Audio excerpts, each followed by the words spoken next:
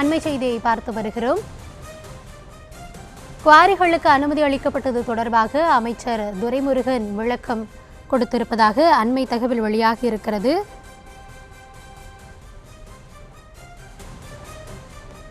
தமிழ்நாட்டில் குவாரிகள் இயங்குவதற்கான விதிகள் தொடர்பாக அமைச்சர் துரைமுருகன் விளக்கம் அளித்திருக்கிறார். அதனை அண்மை செய்தியாக பார்த்து வருகிறோம். குவாரிகளுக்கு அனுமதி அளிக்கப்பட்டது தொடர்பாக அமைச்சர் துரைமுருகன் அறிக்கை ஒன்றை வெளியிட்டிருக்கிறார். அதற்கு விளக்கம் அளித்து விதிமுறைகளின்படியே குவாரிகளுக்கு அனுமதி அளிக்கப்பட்டதாகவும் அதில் குறிப்பிட்டிருக்கிறார்.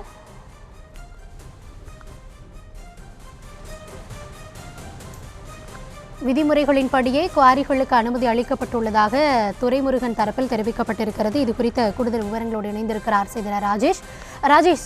குவாரிகளுக்கான அனுமதி இது தொடர்பாக அமைச்சர் ஒரு விளக்கம் அளித்திருக்கிறார். அதில் குறிப்பிடப்பட்டிருக்கக்கூடிய விஷயங்கள் என்ன? கூடுதல் விவரங்கள். கௌதமி வணக்கம். காப்பு காடுகளை சுற்றி 1 கிலோமீட்டர் தூரத்திற்கு குவாரிகள் இயங்கக்கூடாது என்ற நடைமுறை இருந்து வந்த நிலையில் தமிழகத்தில் தமிழக அரசு சில மாதங்களுக்கு முன்பு அதற்கான அந்த அனுமதி என்பதை வழங்கியிருந்தது. அதற்கு பல்வேறு சுற்றுச்சூழல் ஆர்வலர்களும் எதிர்கட்சிகளும் கடுமையான எதிர்ப்பினை தெரிவித்திருந்தன.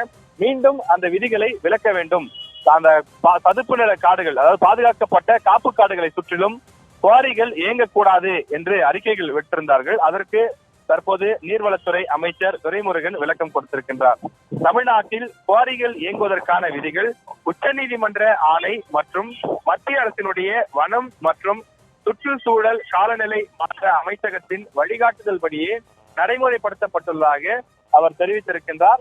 இந்த விஷயத்தை பொறுத்தவரையில அந்த பாதுகாக்கப்பட்ட காடுகள் இருக்கக்கூடிய பகுதிக்கு அருகிலேயே குவாரிகள் போன்றவை எல்லாம் செயல்படக்கூடிய காரணத்தினால் அந்த காடுகளினுடைய வளம் பாதிக்கப்படும், அங்க இருக்கக்கூடிய வனவிலங்குகள் கடுமையாக பாதிக்கப்படக்கூடிய சூழ்நிலை ஏற்படும், இந்த இயற்கையினுடைய தகவமைப்பு என்பது மாறக்கூடிய நிலை ஏற்படும் என்றும் குறிப்பிட்டிருந்தார்கள்.